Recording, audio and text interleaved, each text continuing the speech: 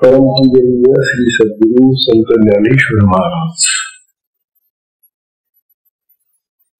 साधकांचे माय बाप बालयोगी आणि भगवान विष्णूचे अवतार असलेले ज्ञानोबा ग्रंथा श्री चांगले 65 हा ग्रंथ आपण पाहत आहोत. चांगले 65 वर्णन किती करावं तेवढं थोडं. हा ग्रंथच नेहमी एका महावीराला आत्मबोध देण्यासाठी केलेला ग्रंथ असल्यामुळं स्वाभाविक या ग्रंथाचा जो स्तर आहे, या ग्रंथाची जी पातळी आहे, निवेदनाची जी शैली आहे ज्ञानवांची, ती अत्यंत उच्च स्तराची आहे. इतर अनेक ग्रंथ आहेत, त्या ग्रंथांमध्ये चढ उतार असतो, अनेक प्रकरण असतात, अध्याय असतात, त्यामध्ये प्रत्येक अध्यायामध्ये वेगवेगळे विषय असतात. त्यामुळे एखाद्या अध्यायामधला विषय सोपा असतो, एखाद्याला थोडस कठीण असतो, असं कमी जास्त त्या ग्रंथामध्ये असू शकतो. पण हा असा ग्रंथ आहे की यामध्ये अध्याय नाही, प्रकरण नाही, भाग नाही, सलग पत्र आहे ना, आणि सलग पत्र असून नुसत्या ओव्या आहेत. त्यामुळे हा ग्रंथ सांगणं सुद्धा अतिशय अवघड आहे, पण त्याच्याच कृपेने आपण समजून करतो. ज्ञानवांची कृपा आहे आपल्या सगळ्यांवर, म्हणून हा ग्रंथ आपण या ठिकाणी लावून विचारातून ऐकतो. अन्यथा हा ग्रंथ संसार खूप विद्वान लोक जेव्हा खुद असतात तिथं त्यांच्यामध्ये सांगितलं जातं एखाद्या वेळा. काल सांगत होते, कालची होती, म्हणून दृश्याचे वेळे, म्हणून दृश्याची वेळे, दृश्य द्रष्टृत्वा वेगळे, वस्तू मात्र निहाळे आपण अशी. ओळी आहे की या ओळीमध्ये ज्ञानोबा असं सांगितले. आता सर्वसामान्य माणसांना हे द्रष्टा, दृश्य आणि दर्शन, इतर लोकांना जर आपण विचारलं तर त्यांना काही कळत नाही. इथं आपला हा विषयच म्हणजे सुरुवातीपासून तसा चालू असल्यामुळे कदाचित तुम्हाला आता द्रष्टा, दृश्य आणि दर्शन हे आता तुला त्याची व्याख्या करून सांगण्यात येईल, तुम्हाला सगळं समजलं. द्रष्टा म्हणजे पाहणारा, दृश्य म्हणजे दिसणारा जे आहे त्याला दृश्य म्हणतात, आणि जे आपल्याला कळतं त्या दृश्यातून त्याला दर्शन म्हणतात. हे आता आपल्याला समजलेलं आहे. ज्ञानोबा या ओळीमध्ये सांगले चांगदेवाला, अरे चांगदेवा, तू हे जे जगाचं दृश्य पाहतोय,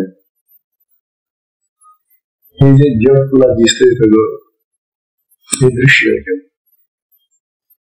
आणि पाहणारा तू द्रष्टा, दिसणारं जगत दृश्य, आणि त्या जगाचं जे ज्ञान तुला होतं ते दर्शन. हे बाजूला करता सारखं द्रष्टा, दृश्य आणि दर्शन ही जी त्रिपुटी आहे, या त्रिपुटीला बाजूला सार.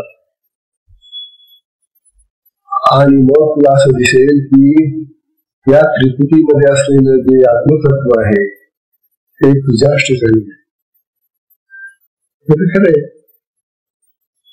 किती सोपा विचार आहे, वाक्य सोपा पण अनुभवाच्या दृष्टीने कठीण. अंगवा अरे चांगले वा, मी हे जी जगाचं दर्शन घेतो ना, संसार पाहतो, हे जगत पाहतो, सगळं पाहतोय ना तू. आता तू पाहणारा द्रष्टा आणि हे जे दिसणार दृश्य आहे आणि यातून तुला जे कळतं ते दर्शन आहे, हे सगळं बाजूला करतो.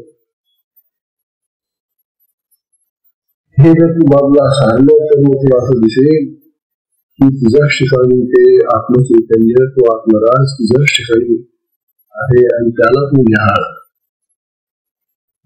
त्याला तू पहा. निहाळ म्हणजे काय, निरखून बघ त्याला, तो तुझ्याच ठिकाणी आहे. आणि हे आपल्याला एक फक्त ज्ञानाचं सगळं. भगवान सगळीकडे आत्मा सगळीकडे पसरलेला आहे खरं, परंतु आधी आपण आपल्या देहात त्याला पाहिलं. हे ज्ञान तू तुझ्या देहामध्ये त्याला बघ आधी, मग तुला तो समुद्र पाहायला मिळेल.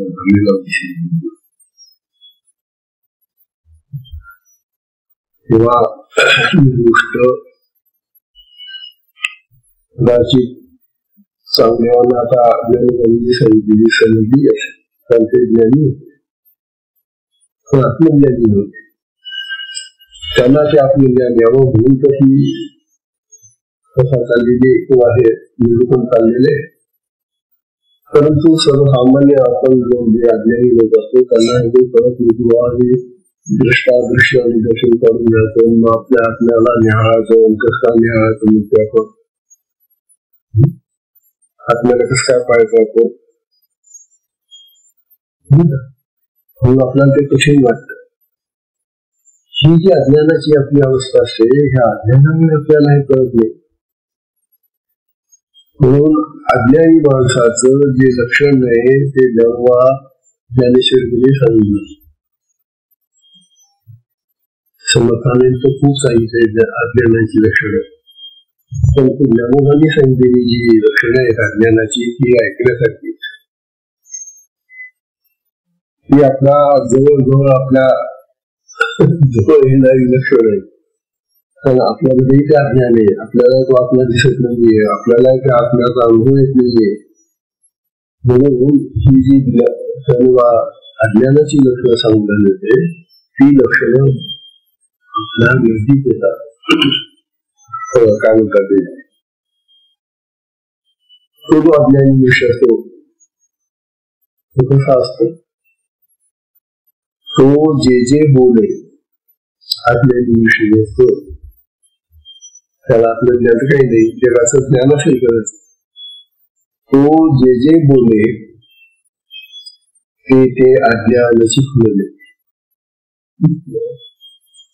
अज्ञानी माणूस जे बोलतो त्याच्यामुळे अज्ञानच प्रकाशित होतं, प्रगट होतं. पण जर भरलेलं तेच असेल होतात तर त्याचा ढेकरे तरी आता कांदा बसून खाल्लेला आहे आपण, ढेकर जर आला तर तो कसे जाईल, दुसऱ्या पदार्थ असेल का, हे आपण जे भरलेलं असतं त्याचा ढेकर येतो. तसं आपल्या चित्तामध्ये अज्ञान आहे, अविद्या आहे, अज्ञान आहे. मग आपल्याला आपण जे काही शांतपणाच्या गोष्टी दुसऱ्यांना सांगू व बोलू ते सगळं अज्ञानच होतं, असं ज्ञान. आणि खरंय, पण आपल्याजवळ जे असेल तेच आपण सांगू ना.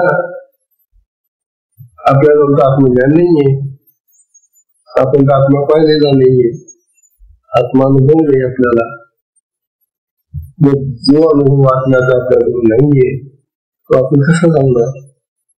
म्हणून आपण काय करतो, जे जगाचं संबंधीच जे काय बोलणं असतं ना, ते जे बोलतो ना त्याच्यामुळे अज्ञानच जास्त फैलतं. आणि आपल्या ह्या संसाराच्या गोष्टी म्हणजे काय, आपल्या सगळ्या प्रपंचाच्या गोष्टी अज्ञानाच्याच गोष्टी असतात. ते खरे की हा जो संसार आहे, या संसारामधल्या असंख्य गोष्टी दररोज आपण करतो बोलतो, तेव्हा ह्या संसारातल्या सगळ्या गोष्टी अज्ञानाचं प्रदर्शन करतात आपल्या अंतःकरणात. असं ज्ञान लागतं. जे बोले ते अज्ञानाचं फुलले.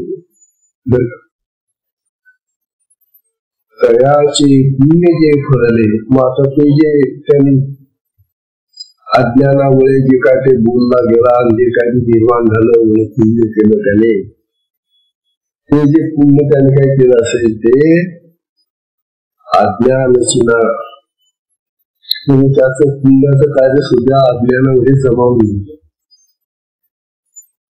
पुण्य कार्य म्हणजे आपण लोकांना मदत करतो, कोणाचा काही फायदा करतो, उपकार करतो, मदत करतो,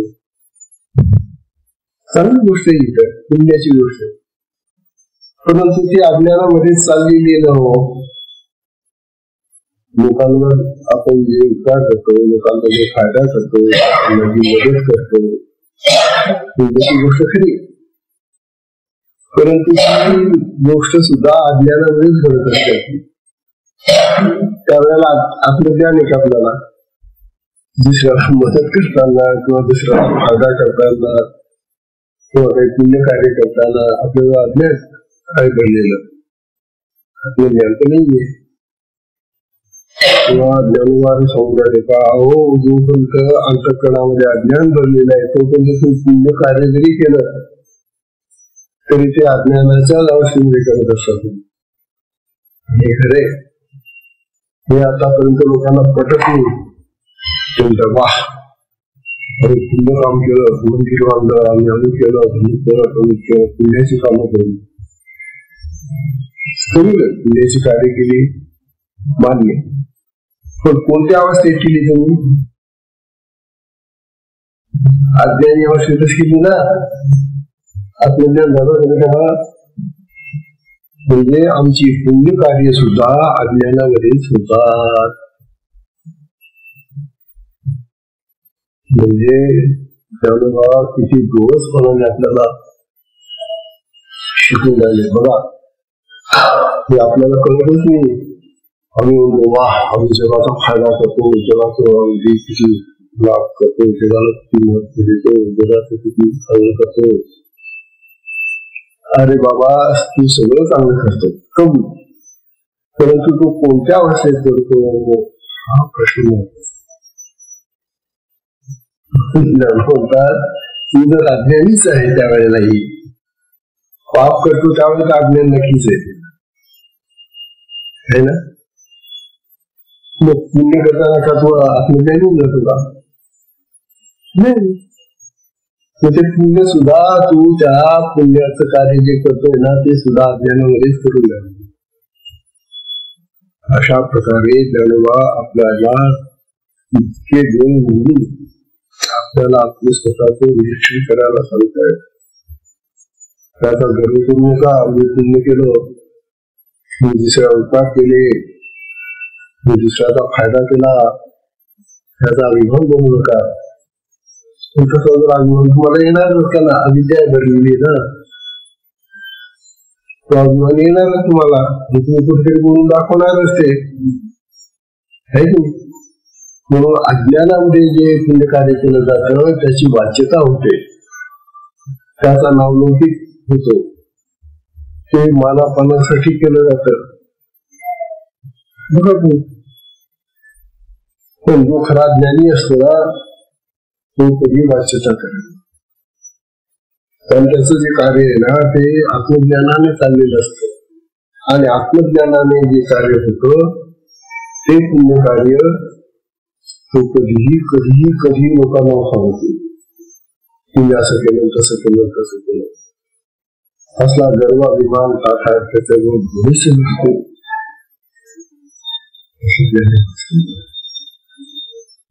बघा ना, त्यानं म्हणतात ती अध्यात्म ज्ञानी जया, असं अज्ञानामध्ये सगळं चाललेलं असतं.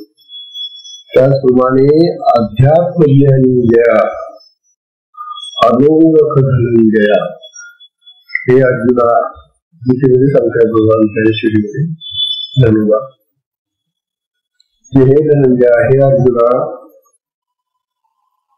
अध्यात्मज्ञानींजया अनोरख म्हणजे अध्यात्माची ज्याला ओळखच झालेली नाही, आत्म्याची ज्याला ओळखच झालेली नाही, त्या ज्ञानात देखावया विषयताई हा गुरु दिले धनुमांनी. ज्ञान म्हणतात अरे तू अध्यात्माचा तर तुला स्पर्शी आहे, तुझ्यामध्ये आत्मज्ञान काही झालेलं नाही, अध्यात्माच्या बाबतीमध्ये अनोळखी आहे, आत्म्याच्या बाबतीत अनोळखी आहे. मग तुझा तो ज्ञानार्थ त्या अज्ञानाच्या अवस्थेमध्ये तू जे ज्ञान बोलतो त्याचा जो अर्थ निघतो तो काय, त्याला कुठला विषय आहे आत्मज्ञानाकडे जाणारा. अज्ञानाच्या अवस्थेमध्ये आपण किती चांगलं बोललो, किती काही जर का मार्गदर्शन केलं तरी त्या अज्ञानाच्या अवस्थेत केलेलं सगळं व्यस्त जात. अज्ञानाचा परिणाम लोकांवर जर तुम्ही अज्ञानातून करायला गेला तर त्या अज्ञानाची छाप त्यांच्या डोक्यात बसेल ना, तर ज्ञानाची बसेल. म्हणून ज्ञानी जो आत्मज्ञानी आहे तो जेव्हा बोलतो त्याचा एक शब्द सुद्धा महान कार्य करून जातो आणि हा भारावर शब्द बोलत बसतो. बघा हे जे वाक्य असतात ना ते इतके बोलतात आणि लोक ते चांगलं बोलत असल्यामुळे सगळे आकृष्ट होऊन ऐकत असतात. काय वागता हो, काय बोलतो होतो, काय ज्ञान हो त्याच्या ठिकाणी. पण जर त्याच्या ठिकाणी आत्मज्ञानच नसेल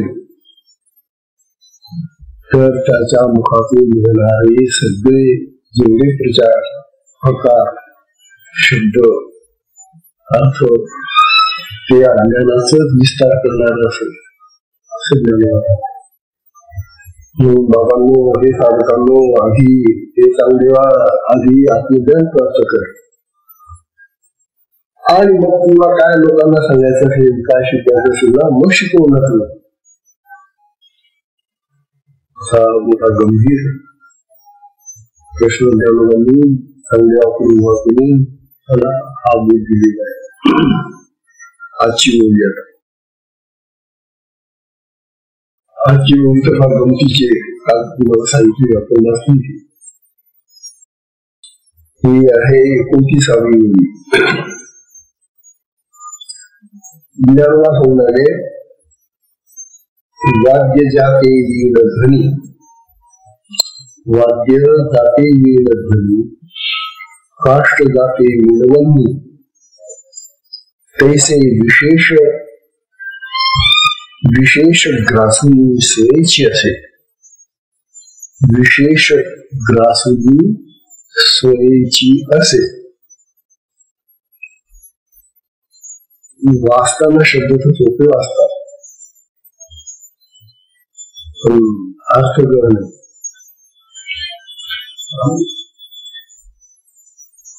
चला हे जापूर राहून जातो. मग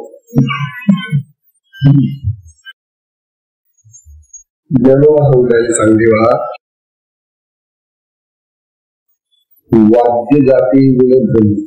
वाद्य जात म्हणजे वाद्याच्या जाती असतात ना, कितीतरी वेगळ्या प्रकारची वाद्य आहे.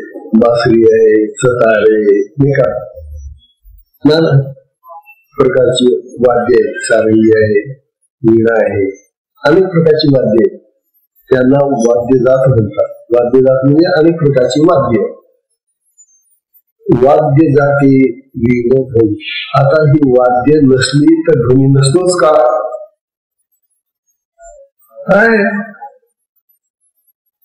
अहो आम्ही जे बोलून आलोय का वाद्य घेऊन बोलून आलो का आता आहे हे वाद्य, परंतु ध्वनी म्हणजे आवाज. आता हा वारा वाजतो त्याचा सुद्धा आवाज येतो आपल्याला. वारा कोणतं वाद्य आहे? अहो नुसतं ते पाणी वाहताना त्याचा खळखळ आवाज येतो, त्याचं कुठं वाद्य आहे? या विजा चमकतात कुठं वाद्य आहे? कटकट. म्हणजे वाद्याशिवाय ध्वनी असतं ना. तुम्ही असं म्हणाली बा मला जर ऐकायचं असलं तर वाद्यच पाहिजे. हा तुम्हाला एक विशेष प्रकारचा ध्वनी पाहिजे असेल तर मग ते विशेष प्रकारचं वाद्य लागेल. पण ध्वनी म्हणून जो आहे, ध्वनी म्हणजे नाद. नाद म्हणजे काय? जे ऐकायला येतं ते वाद्य नसतानाही असत. समजायला समजेवा ही जी वाद्य असतात ती वाद्य नसताना सुद्धा ध्वनी असतो बरं का. काष्ट जाते वेळवणी, अरे निळ्या प्रकारची लाकडं, काष्ट म्हणजे लाकूड. लाकडं नसली तर अग्नी नाहीच का? आता तर बरोबर लाकडं जात का नाही? तुम्ही आता शेगड्या पेटवताना कुठं आली लाकडासाठी मागणी आहे किती? म्हणजे पूर्वी काय असायचं, पूर्वी हे काहीच नव्हतं ना, म्हणून त्या लाकडावर लाकूड घालून मागणी तयार करत होते आणि ती शिंगी करायची, ते लाकूड गळायला लागायचं. म्हणून लाकडांच्या शिवाय ध्वनी म्हणजे अग्नी नसतोच का? वाद्यांच्या शिवाय ध्वनी नसतो का? ध्वनी म्हणजे आवाज. तसंच लाकडांच्या शिवाय अग्नी नसतोच का? नाही, तसं काही नाहीये. अग्नी हा असतो. विद्युत अग्नीचे अनेक प्रकारचे अग्नी आपण निघालेले आहेत. आता कोळशापासून अग्नी तयार होते, अनेक प्रकारचे अणु शक्तीपासून अग्नी तयार झालेले आहे. जलापासून विद्युत तयार होते. तेव्हा अग्नी हा आता लाकडापासूनच तयार होतो असं काही. तेव्हा लाकडं नसल्यामुळे म्हणजे अग्नी नसतोच का? असा प्रश्न. तैसे त्याप्रमाणे विशेष ग्रासून सवेची असे. विशेष ग्रासलं, विशेष काय वा? द्रष्टा दृश्य दर्शन हेच विशेष आहे. द्रष्टा नाहीये, दृश्य नाही की द्रष्टा नसतं. दृश्य आहे म्हणून द्रष्टा आहे. जे दिसतंय जगत ते पाहणारा कोणतरी असतं, त्याला द्रष्टा म्हणतात, आणि जे पाहतो त्याला दृश्य म्हणतात. आता दृश्यच नसलं म्हणजे दृश्य हे विशेष झालं. ते जर नसलं तर द्रष्टा राहील का? नाही. आणि द्रष्टा आणि दृश्य गेलं तर दर्शन कुठं राहील? नाही का? म्हणून हे सगळे विशेष ग्रासून टाकून म्हणजे जुळून टाकले बरं का. मग काय राहतं? स्वेच्छे असे. तो आत्मा स्वतः आपल्या ठिकाणी असतोच. द्रष्टा दृश्य आणि दर्शन असलं तरच आत्मदर्शन होतं का? नाही. आत्मा आपल्या देहात आहे, तो स्वतःच तिथं आपल्या ठिकाणी बसलेला आहे. तेव्हा तो स्वतः आहे ना. असं ज्ञानवादा चांगल्याला समजायले. अरे चांगलेवा, तो आत्मा स्वयं तुझ्या देहामध्येच आहे ना बसलेला. हे द्रष्टा दृश्य आणि दर्शन हे जरी त्याने घेऊन टाकलं जायचं केलं तुम्ही, तरी तो तुमच्या अंतःकरणामध्ये बसलेला आहे ना. त्याच्याकडे लक्ष देणार. हे जे विशेष गोष्टी त्या जग हे पाहणं, दर्शन, माहिती हे समजून नाही राहत. किती सुंदर आहे. अनेक गोष्टींनी जन्मा ती गोष्ट त्याला पकून घेऊन राहिली की अरे तुझ्याजवळच आत्मा आहे त्याला बघतो बरं का. तेव्हा ज्ञानेश्वर महाराज हे चांगदेवाला ज्ञानी करून राहिलेले, आत्मज्ञानी करून राहिलेले. तेव्हा असा निर्माण झाला ज्ञानोबा तुम्ही सांगता की हा द्रष्टा दृश्य आणि दर्शन काढून द्या आणि तो आत्मा स्वतः तुमच्या अंतःकरणात बसलेला आहे, देहात बसलेला आहे, त्याला पहा असं म्हणतात. पण बाजूला करा म्हणजे काय करावं, हे दृश्य बाजूला करा म्हणजे काय करा, त्याला पाहणारा जो मी आहे दृष्टा तो बाजूला करा म्हणजे काय करा, ते दर्शन जे होऊन राहिला मला जे करून राहिलं ते बाजूला करा म्हणजे काय करा. हे आम्हाला खूप समजतं. तुम्ही तर सांगता की हे विशेष गोष्टी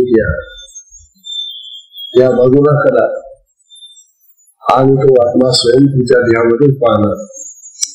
पटतं आम्हाला भगवा तुमचं मोठं बरोबर पटतं. पण प्रश्न असा येतो आमच्या पुढे की बाजूला करा म्हणजे काय करा आणि कसं करा आणि मग तो कसा पाहायचा. मी म्हणतात आत्मा तुमच्या देहात आहे ना त्याच्या आत्म्यावर कसं पाहायचं. इथंच आमची अडचण आहे मुख्य अज्ञानी माणसांची अडचण इथंच आहे. बाजूला करणं आणि ते आत्मज्ञान प्राप्त करण्यासाठी आत्म्याकडे जाणं हे बरोबर आहे तुमचं. पण आम्हाला हे बाजूलाही करता येत नाही, बाजूला करणं समजत नाही आणि त्या आत्म्याकडे पाहणं हेही जमत नाही. हा मोठा प्रश्न आहे, मोठी अडचण आहे माझ्यासाठी.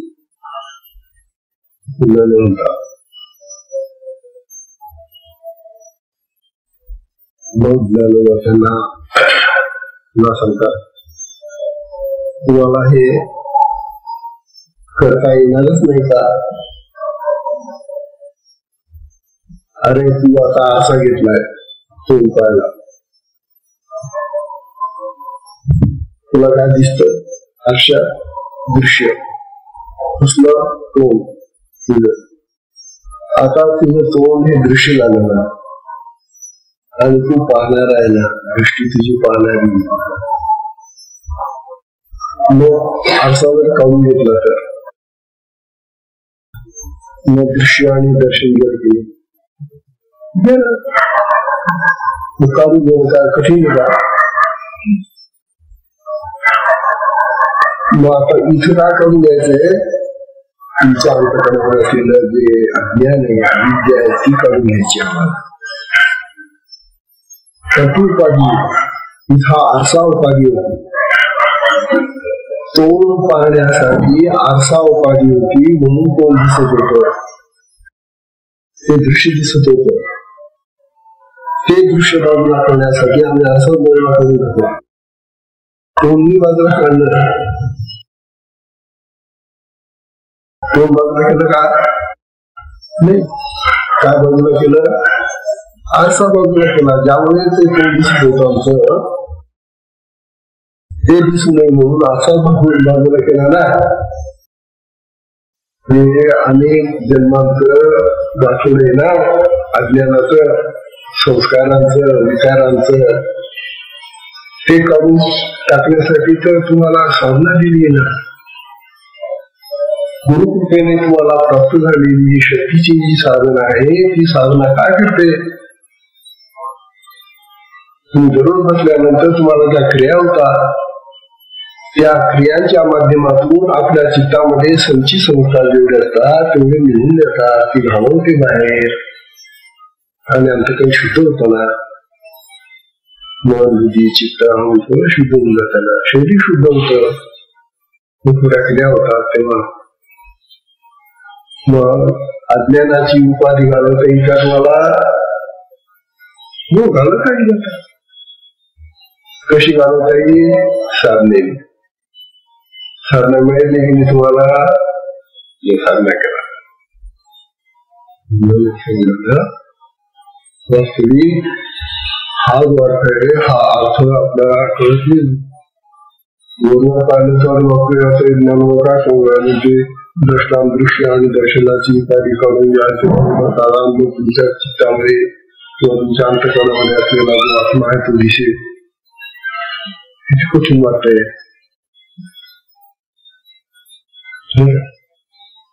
परंतु हा विषय इतका सरळ आणि सोपा आहे की तो आपल्याला गमत नाही, समजत नाही.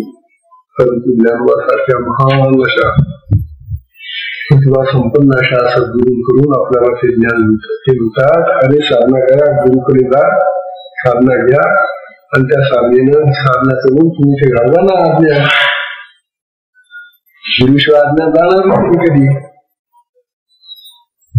ते आज्ञान गेलं की तुमच्या आत असलेला तो जो आत्मा आहे आत्मराज तुम्हाला प्रगट होईल, दिसेल ना तुम्हाला. तो दिसणार काय नाही, कळेल ना तो तुम्हाला अनुभव देईल ना,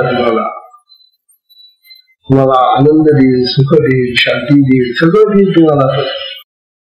तुम्हाला हवं असेल ते सगळं त्याच्याजवळ आहे. आत्म्याजवळ एवढं मोठं भांडार आहे सुखाचं की तुम्ही घेऊ शकणार इतकं सुख त्याच्याजवळ पडलेलं आहे. तिकडे जातच नाही सुख घेण्यासाठी. आम्ही दुसरीकडे जातो, दुसऱ्या दुकानामध्ये जातो. जे मुख्य दुकान आहे जिथं ते मिळतं भांडवल, तिथं जात नाही. आता भलत्या दुकानात भलता माल मिळेल का आपल्याला? मोठ्यांच्या दुकानात गेला तुम्ही, अहो आम्हाला मोठी द्या, मोठी घ्यायची आम्हाला.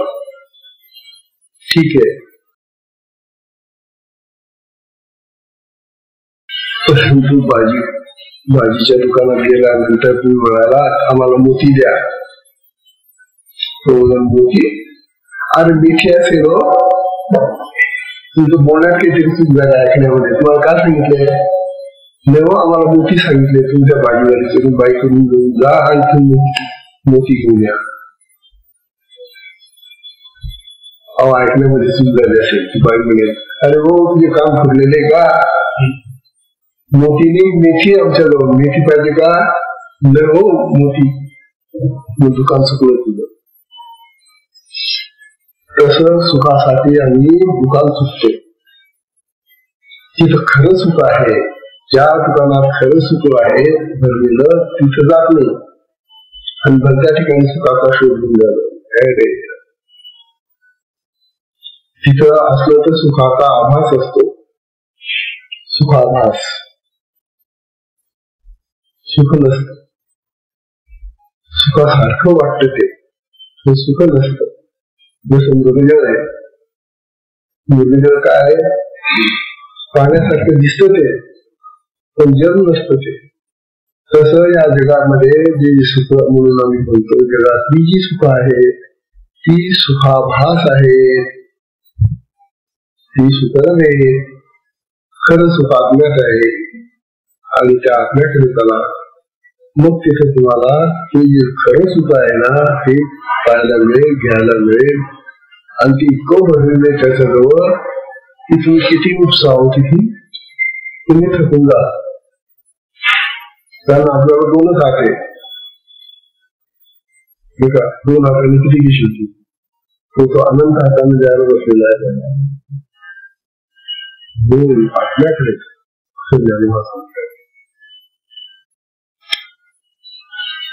आत्मज्ञानी पुरुषाला हे सांगण्याची गरज नसते.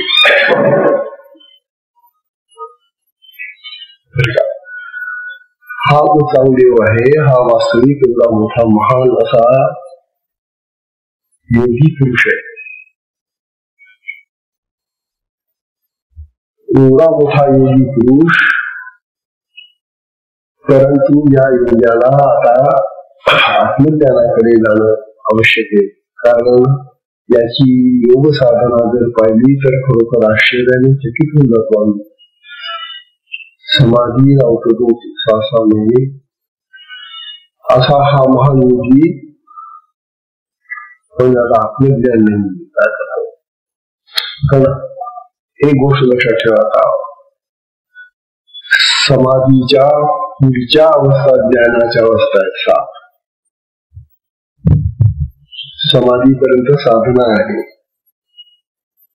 समाधी सुद्धा साधनेच्या अंतर्गत येते. साधनेचं शेवटचं समाधी आहे.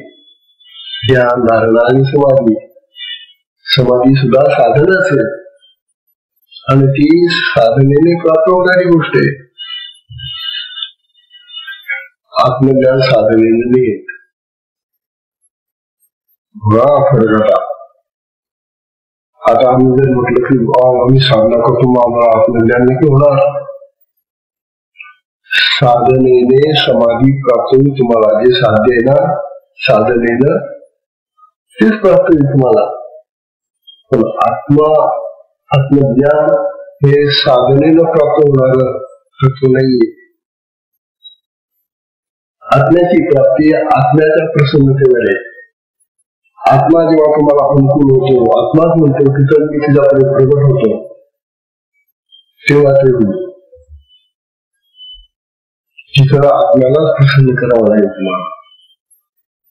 तिथं तुमच्या बळावर, तुमच्या साधनेच्या बळावर हे तुम्हाला प्राप्त होणार नाही.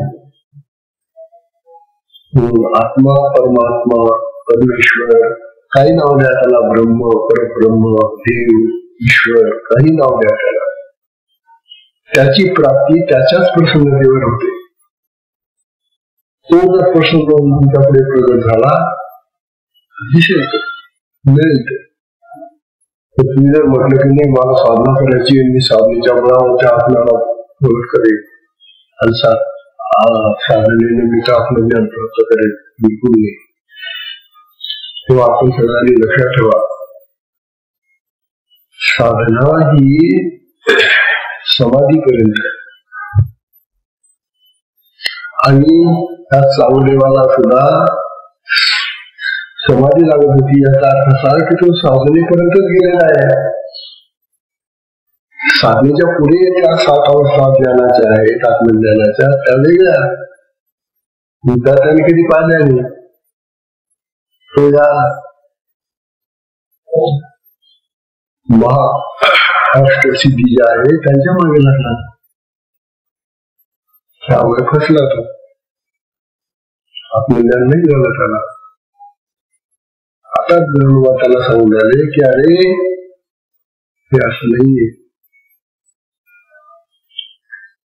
तुला आत्मज्ञानासाठी त्या भगवंताला, त्या आत्म्याला प्रसन्न करायला पाहिजे, असं ज्ञान वाचत नाही. सुंदर विचार करा. तेव्हा ज्ञानेश्वर महाराज सांगतात, हा आत्मा कोणाला प्रगट झालेला आहे का? प्रश्न होतो ना. असा जो आत्मा आहे तो स्वतः प्रगट होतो असं तुम्ही म्हणता, मग असा यापूर्वी कुठे प्रगट झालेला आहे का तो? अशी असंख्य उदाहरणं आहेत. एक नाही, हजारो उदाहरणे आपल्या भारतामध्ये सगळीकडे. प्रभू रामचंद्र अवतार घेतला, प्रगट झालेला.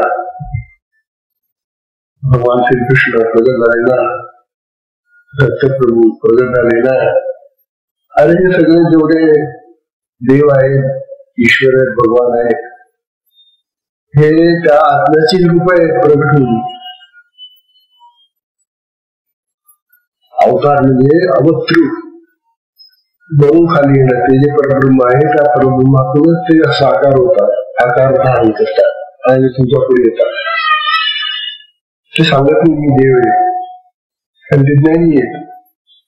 आपण पटकन सांगून जातो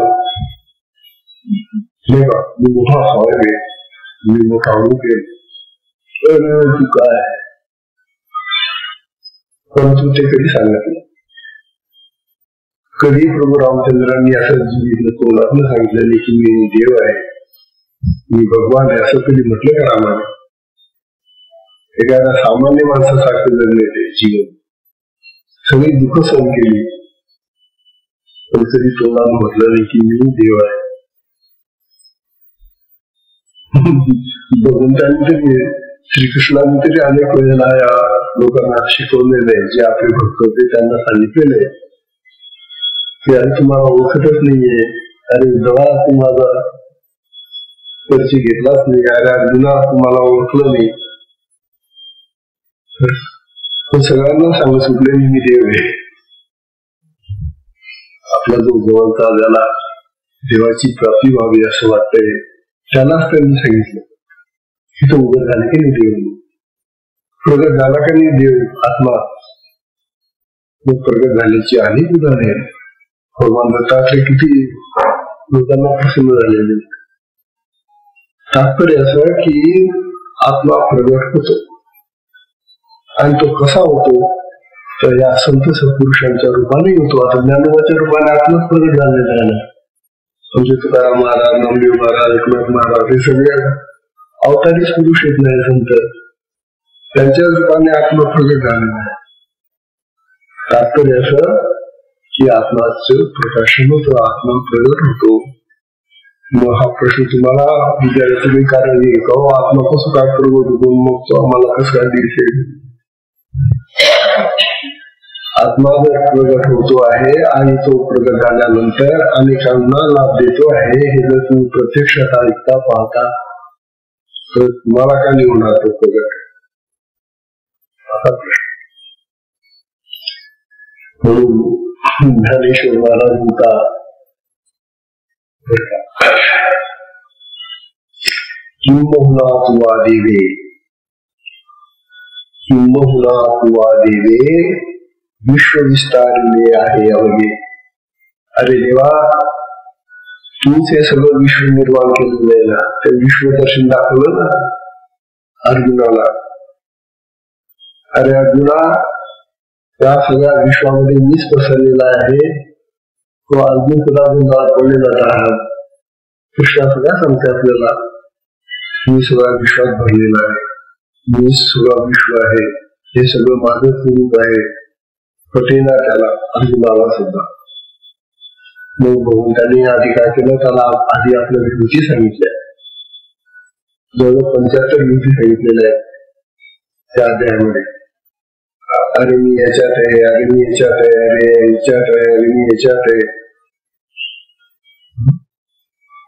खूप सांगितलंय. याच्यामध्ये मी असतो, याच्यामध्ये मी असतो. आपल्याला किती सांगू, सगळ्यांमध्ये मी असतो बस. तुमचं म्हणणं असेल बा तुम्ही, पण मला दिसत नाही बा तुम्ही त्याच्यामध्ये आहात असा तुम्ही काय खोटं सांगता का? पण तू आता मी तरी काय करू, मला दिसत नाही. तर मी भगवंतांनी त्याला प्रत्यक्ष ते रूप दाखवलेले, त्याला दिव्य दृष्टी दिली आहे ते पाहण्यासाठी. ही दिव्य दृष्टी म्हणजे काय आहे, आपल्याला सुद्धा दिव्य दृष्टी यावी लागेल. आत्मदर्शन घ्यायचंय का या डोळ्यांनी नाही, मग ते दिव्य दर्शन घेण्यासाठी दिव्य दृष्टी पाहिजे, तरच आपल्याला ते दिसेल. ते असं जाणवं. म्हणून जाणवा काय सांगतात, किंबहुना तुवा देवे, हे देवा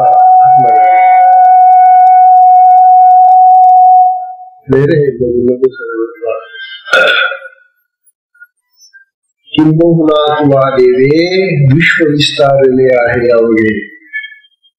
अरे देवा, तूच या सगळ्या विश्वाचा विस्तार केलेला आहे, तूच सगळीकडे पसरलेला आहे बाबा. तरी अनंत रूपे जसा, तरी अनंत रूपा मानावे कवणे तुझे. तुझी तर अनंत रूप आहेत. या विश्वामध्ये पसरलेला हा सगळा तू अनंत रूपाने घटलेला आहे. अनेक रूप धारण केलेली मग आपल्यामध्ये नाही का, आपण त्याचे रूप आहे. विश्वातली झाडं, गडचा गवस, काय जे पदार्थ प्राणी पशु पक्षी काय जे सगळं आहे ते त्याच्यामध्ये तो आत्माच आहे. मग त्याच्यामध्ये आहे तर मग तुझ्यातले का तुझ्यात पण. आता जर भगवान असं सांगून राहिले की मी सगळीकडे आहे, सगळ्यामध्ये पसरलेला आहे, मग सगळ्यामध्ये मी नाही येत का? मग मी पण आलो त्याच्यामध्ये, मग माझं पण शरीर त्याच्यामध्ये आलं ना, मग माझ्यामध्ये तो आत्मा नाही का? मग आहे तर शोधणं मग त्याला, मग त्याला शिरून जाणं होता, त्याला प्रसन्न करणं होता. तो प्रसन्न झाला की तुला प्रगट होईल, तुला सगळं देईल तो. कशाला इकडे तिकडे जाऊ देतो? हा सुंदर उद्देश भक्तांना, विशेषतः साधकांना असं चंचल मन घेऊन कुठे कुठे फिरण्यापेक्षा एकाग्र आणि निवृत्त चित्त घेऊनच बस कर साधना. तो आपला राज प्रगटच आहेच, तो प्रगटच आहे, फक्त तो तुला दिसत नाही एवढं. अनंत रूपाने नटतोय तो. मग अनंत रूपाने नटणारा भगवान आमच्या देहाच्या रूपाने तो नटलेलाच आहे, म्हणून प्रत्येक जण आपण भगवान आहोत. आणि ही जर खरोखर समज आली आपल्याला तर आपल्या हातून वाईट गोष्ट होणार नाही. आणि मी जर भगवान आहे, मी जर आत्मा आहे, तर माझ्या हातून कुठलं पाप होईल का? कुठलं वाईट होईल का?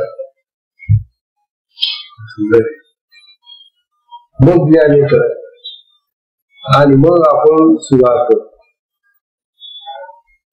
ज्ञानवा सांगले त्या आत्मज्ञानी माणसाला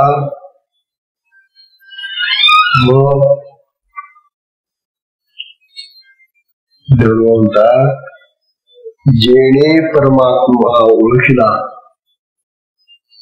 का म्हणतात? समोरांना सांगून द्यायला, जेणे परमात्मा ओळखला तेणे जन्म सार्थक केला.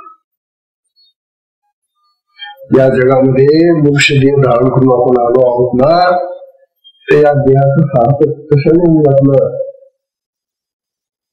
परमात्म्याला ओळखले. बाकीच्या अनेक गोष्टी ओळखत बसलो आपण, ओळखा त्यात एवढा ओळखायचं नाही, परंतु मुख्य गोष्टी जी आहे आपल्यामध्ये तिला ओळखा आली. आपला हा देह सार्थक होण्यासाठी त्या परमात्म्याला ओळखा.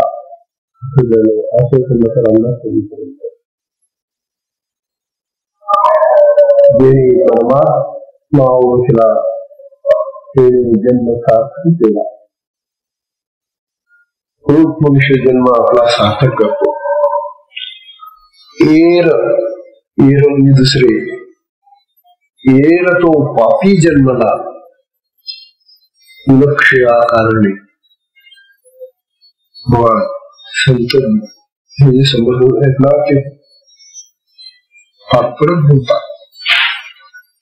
ते म्हणतात, ज्याने परमात्मा ओळखला त्यानेच आपला देह सार्थक केला, त्याने जीवनाची सार्थकता केली.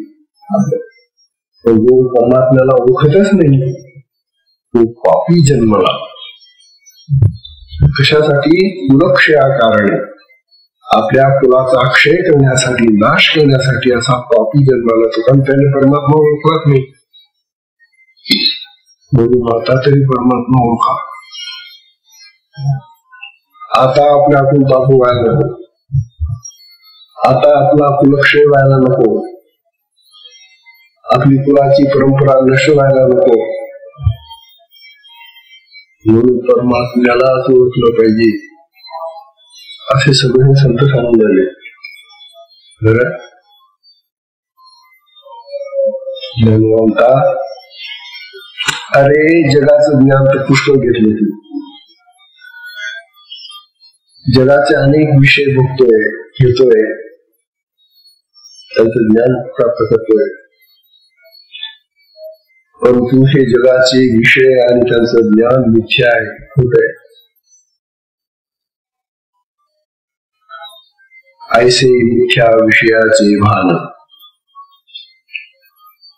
विषयांचं हे जे ज्ञान आणि भान आहे, ज्ञान आहे ते मिथ्या आहे, खोट आहे, खरं नाही.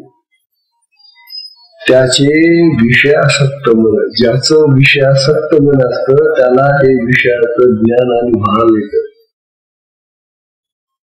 म्हणून माणसं त्या विषयांकडे धावतात, आत्म्याकडे जातच नाही. जिथं तो आत्मा बसलेला आहे त्या आत्म्याजवळून जातात ते बाहेर, विषयांकडे बाहेर. मन बुद्धीची ताकद आहे ना, तर बाहेर आपलं मन बुद्धी या देहाच्या बाहेर येते नाही, मग देहामध्येच ते आहे, पण देहामध्ये तिथंच आत्मा राहतो. तर मग त्या आत्म्याजवळच मन बुद्धी चित्त आहे ना, पण हे सगळं मन बुद्धी चित्त कुठे जातो? बाहेर विषयांकडे. जो आत्मा तिथं बसलेला आहे त्या विषयांचं सगळं सुख त्या आत्म्यामध्ये भरलेलं आहे. त्याच्यापेक्षा चांगलं सुख आहे ते खरं, शाश्वत सुख तिथं भरलेलं आहे. ते न घेताना ते मिथ्या सुख, ते नश्वर सुख घेण्यासाठी तू बाहेर पडतोस. तुझं मन बुद्धी चित्त सगळं बाहेर विषयांकडे धावतो. ऐसे मिथ्या विषयांचे भान, त्याची विषयासक्त मन. या लागी म्हणून त्याच्यासाठी भव स्वर्ग साधन दोन्ही जाणतो स्पर्शेना. म्हणून भव म्हणजे संसार, स्वर्ग या गोष्टी तो स्पर्श करत नाही, या गोष्टीला तो महत्व देत नाही. महत्व दिलं पाहिजे ज्यामुळे आपल्याला तो भगवान प्रसन्न होईल, त्या साधनेला महत्व. ही साधना करा. हा सुंदर विचार चाललेला आहे. सत्संगाची वेळ संपलेली. सत्संगाला क्षमली 29 वेळा झालेल्या आहेत आतापर्यंत. हरि ओम तत्सत.